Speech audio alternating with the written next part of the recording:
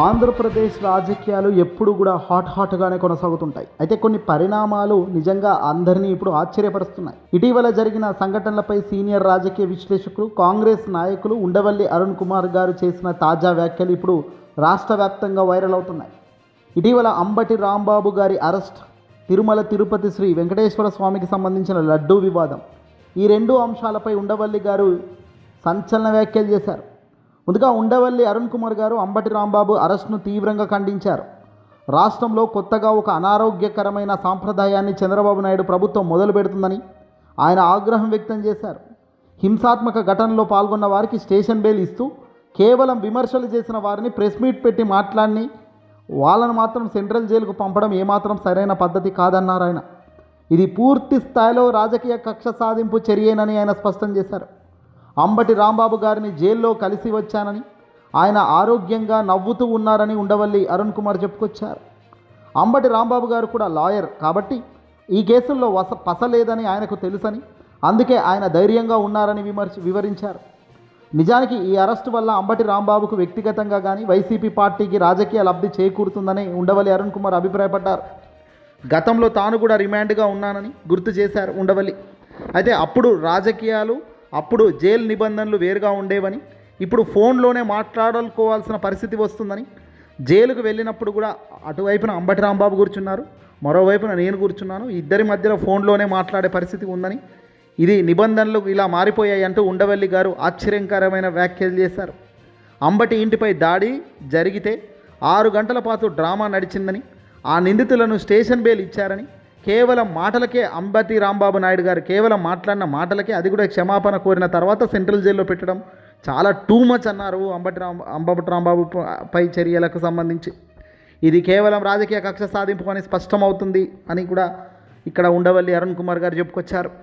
ఇక ఇదే విషయంపై ఆయన మాట్లాడుతూ తిరుమల తిరుపతి శ్రీ వెంకటేశ్వర స్వామికి సంబంధించిన లడ్డూలో జంతువుల కొవ్వు కలిసిందన్న వివాదంపై కూడా స్పందించారు. ఈ ఆరోపణలపై ముఖ్యమంత్రి చంద్రబాబు నాయుడు గారు చేసిన వ్యాఖ్యలు ఉండవల్లి గారు చాలా తీవ్రంగానే ఖండించారు. సిట్ నివేదికలోని 20వ పేజీలో ఉటంకిస్తూ శాంపుల్స్లో కొలెస్ట్రాల్ లేదని, జంతువు కొవ్వు ఉండే అవకాశం చాలా తక్కువని స్పష్టంగా ఉందని ఆ నివేదికలో పేర్కొన్నట్లు తెలిపారు. ఈ విషయంలో పూర్తి వాస్తవాలు తెలుసుకోకుండా నిరాధారమైన ఆరోపణలు చేయడం సరికాదన్నారు ఆయన. ముఖ్యమంత్రి స్థాయిలో ఉన్న వ్యక్తి లడ్డు విషయంలో టాయిలెట్ క్లీనింగ్ యాసిడ్లు వంటి ఉదాహరణలు ఇస్తూ మాట్లాడడం అత్యంత దారుణమైన అంశం అని కూడా ఉండవల్లి అరుణ్ కుమార్ గారు విమర్శించారు.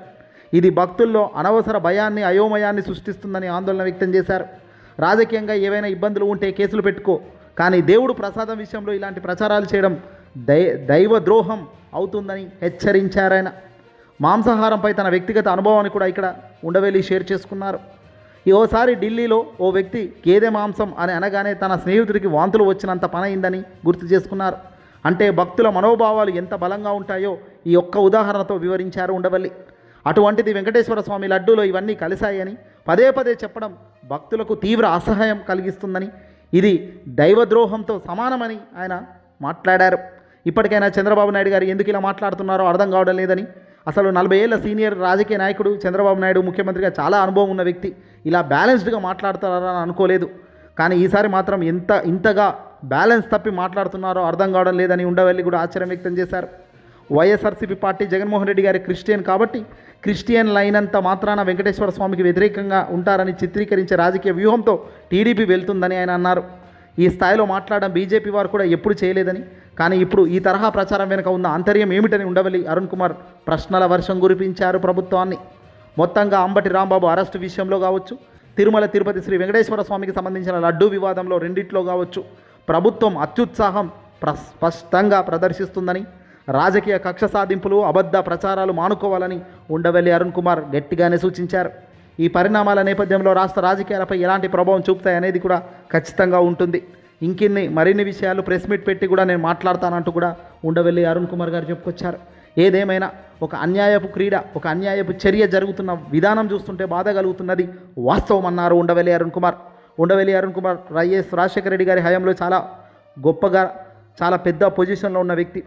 ప్రస్తుతం తటస్థంగా, నార్మల్గా, న్యూట్రల్గా ఉంటూ ఏ రాజకీయ పార్టీకి మద్దతుగా లేకుండా కాంగ్రెస్ని ఇప్పుడు కూడా తాను గుండెల్లో పెట్టుకొని ఏ పార్టీలకు అతీతంగా తన వ్యూహాలను తన ఎవరు తప్పు చేస్తే వాళ్ళను అనడం లాంటి చర్యలు చేస్తుంటారు ఒక పెద్ద మనిషిలాగా. ఏదేమైనప్పటికీ కూడా ఎవరికి అర్థమైనా ఎవరికి అర్థం కాకపోయినా చంద్రబాబు దృష్టి చర్యలు మాత్రం ఖచ్చితంగా దేవుడు తిప్పికొడతాడు, సరైన రీతిలో సమాధానం చెబుతాడు.